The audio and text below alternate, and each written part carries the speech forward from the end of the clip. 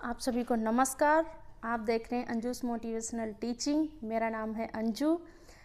मेरे चैनल को please subscribe कीजिए और कमेंट कीजिए, लाइक कीजिए, शेयर कीजिए। मेरे वीडियोस को अधिक से अधिक देखिए ताकि परमेश्वर का मैसेज इन वीडियोस के माध्यम से आप तक पहुँचे और आपको परमेश्वर बहुतायत की आशीष दे। आदि में परमेश्वर ने आकाश और पृथ्वी की सृष्टि की। आदि में मतलब बहुत पहले ही। आदि में परमेश्वर आदि और अंत है। परमेश्वर ही बिगिनिंग है, वो ही एंड है और परमेश्वर के सिवा और कोई भी नहीं है। परमेश्वर एकमात्र जीवित परमेश्वर है। परमेश्वर ने आकाश की और पृथ्वी की सृष्टि की है। आकाश में हम जो भी देखते हैं, सूर्य, चंद्रमा, तारे और जो भी सब परमेश्वर के द्वारा बनाए गए हैं। इनको किसी साइंटिस्ट ने नहीं बनाया है बल्कि प्रियो मेरे परमेश्वर ने बनाया है। और परमेश्वर ने पृथ्वी को बनाया है। आज हम पृथ्वी में रहते हैं। पृथ्वी में जो कुछ भी देखते हैं, पेड़ पौधे, जीव जंतु, जल और जो भी प्राणी हैं, सब कुछ परमेश्वर के द्वारा बनाए गए हैं। परमेश्वर ने ही बनाया है। इसको किसी साइंटिस्ट ने नहीं बनाया है बल्कि परमेश्वर ने बनाया है। परमेश्वर का वचन इस प्रकार से कहता है, मैं पढ़ती हूँ, उत्पत्ति अध्याय 1 और वचन 1 से लेकर 5 तक। और दूसरे वचन में कहता है, पृथ्वी बेडौल और सुनसान पड़ी थी। पृथ्वी का कोई भी आकार नहीं था, बिल्कुल बेडौल। जैसे कि हम एक प्लॉट लेते हैं, जब ज़मीन खरीदते हैं, उसका कोई भी आकार नहीं होता है, बिल्कुल प्लेन उबड़ खाबड़ होती है। और उस पर जब हम नींव डालते हैं, अच्छा मकान बनाते हैं, तभी उसको नाम मिलता है। तो पृथ्वी बिल्कुल बेडौल थी, उसमें कोई भी आकार नहीं था, उसमें कोई भी जीव जंतु, पेड़ पौधे, कुछ भी आना जाना कुछ भी नहीं था, शून्य, बिल्कुल कुछ भी नहीं। इसलिए वचन कहता है कि पृथ्वी बेडौल और सुनसान पड़ी थी और गहरे जल के ऊपर अंधियारा था। और वहाँ पे जो है पूरा गहरा अंधियारा, गहरा जल भरा था और जल के ऊपर अंधियारा था।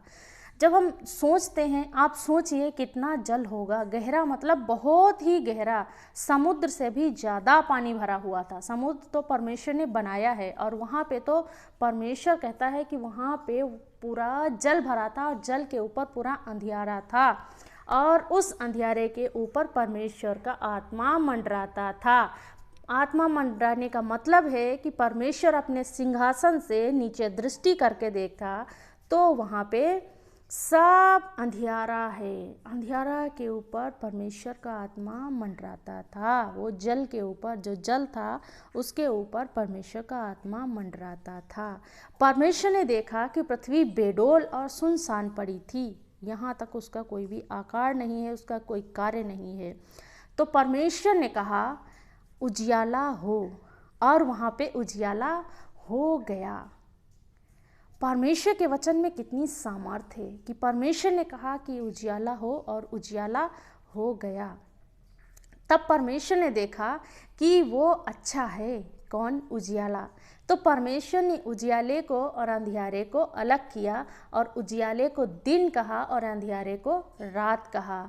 और जब धीरे धीरे अंधेरा होने लगा तो सांझ हुई और इस प्रकार से परमेश्वर ने पहला दिन बना दिया। मेरे प्रियो,